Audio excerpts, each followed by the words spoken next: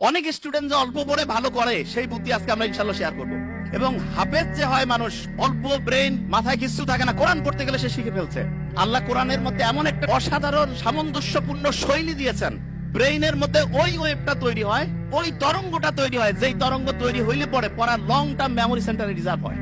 20 মিনিটে দেখবো অন্য সময় 1.5-2 ঘন্টার পড়া হয়ে গেছে। ব্রেইনের মধ্যে মোটা দাগে 5টা ওয়েভ আছে, মোটা দাগে 5টা ওয়েভ। 5টা ওয়েভের মধ্যে একটা ওয়েভ আছে সবচাইতে স্টুডেন্টের জন্য প্রয়োজনীয় ওয়েভ। এবং যে কোনো স্টুডেন্ট যে বুদ্ধিমান, সে চিন্তা করতেছে ওই ওয়েভটা যদি আমি তৈরি করতে পারি ব্রেইনে, আর তারপরে যদি আমি পড়ি 1 ঘন্টায় 3-4 ঘন্টা পড়া হবে। এইটা তৈরি করার 2টা বুদ্ধি।